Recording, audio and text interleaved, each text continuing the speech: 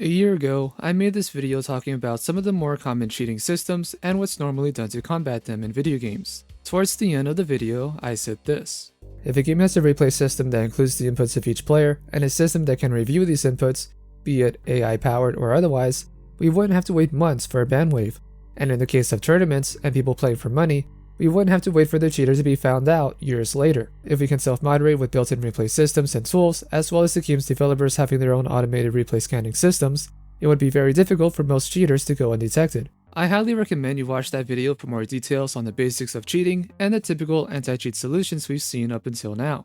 This time, Call of Duty's anti-cheat department, Ricochet, showed off a small clip of this kind of system. Ricochet shows they are using an in-house replay system with a machine learning AI that's detecting the likeliness of these gameplay scenarios being legit or a cheat. While I am optimistic for the future of using replays and having them be reviewed by either programs or machine learning AI in as many games as possible, there are a few big factors to talk about and discuss. Before we get into them, if you also hate people cheating in video games, consider giving this video a like and subscribing to the channel. The first and important thing to remember about this kind of replay investigating system is it's another tool developers can use to prevent cheaters from flooding the game. This is not the end-all be-all solution that some people might think it is. An automated system like this can be used to speed up the rate that players get banned.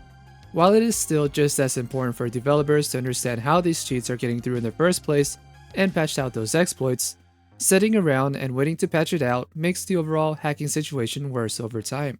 If cheaters aren't being caught within a month of cheating, they'll likely just keep making new accounts and cheat for weeks on end without consequence. The hope for a system like this is for the AI and additional programming that we'll get into later in this video can get good enough to detect cheating with as few false flags as possible.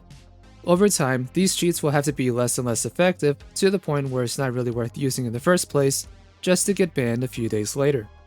Another very important thing to go over is the wording of the post. In the post, it says cheaters who are caught using this tool are flagged for faster human review and will be banned afterwards. Right now, it doesn't seem like Ricochet is using this tool to send out bans to cheaters who deserve it. This would have to be due to any possible mistakes the AI could make and not ban legitimate or lucky accounts. I did mention this as well in my video and in other conversations about this kind of system.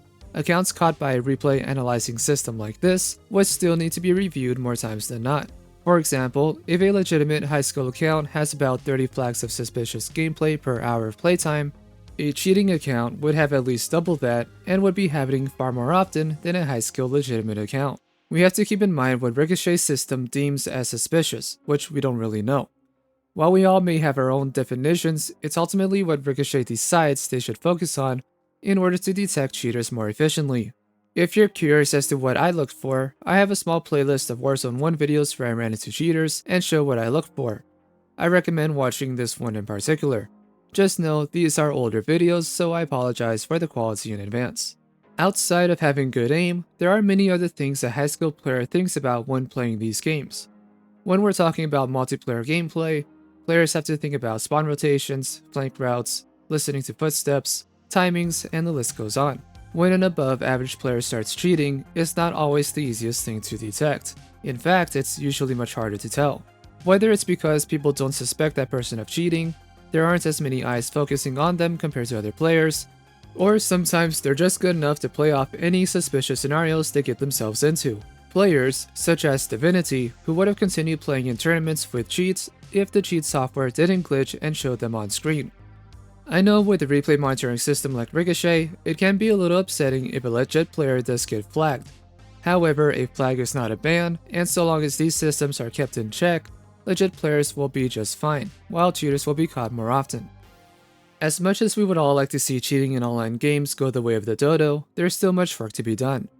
Arguably, Valorant's Vanguard system is still one of the best anti-cheat systems in the industry, and cheaters are still finding ways around it, even if it's temporary.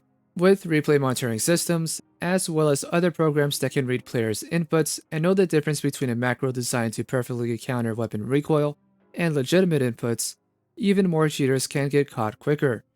It's not simply about an AI learning system looking at gameplay to determine what is or isn't legit, but also having a system that can look at players' inputs and notice patterns such as pressing an additional button before getting into gunfights to trigger a macro or a cheat on or off.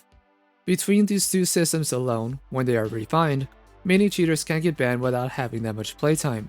As it stands right now, even Ricochet is claiming to ban some accounts within 5 games.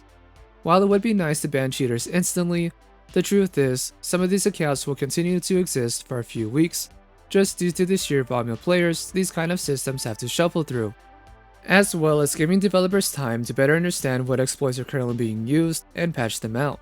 Banning due to player behavior is going to be far more effective overall, but every piece of software still needs continuous updates, and no exploits can be left untouched for too long, as it can potentially open up other opportunities for hackers to take over the game like we've seen in Titanfall 2 and Apex Legends.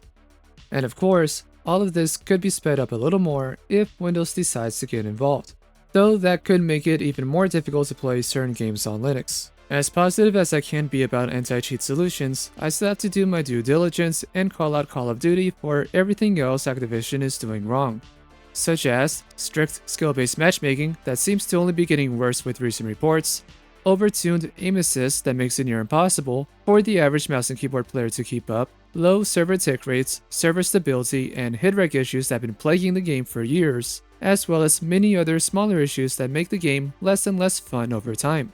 While I can give Ricochet their flowers for having this kind of replay analyzing system, I can only hope they're not going to rely on it solely, continue to improve on this and many other systems to get more cheaters banned sooner and more consistently, rather than waiting for months on end for a ban wave that barely does anything.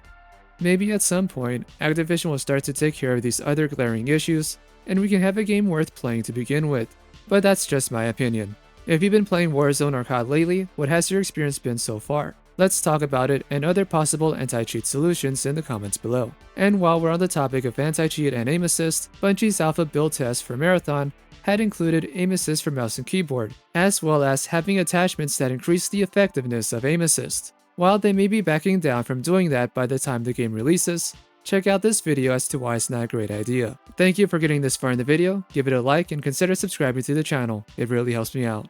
Until then, I am Mr. Rain, and I'll see you next time.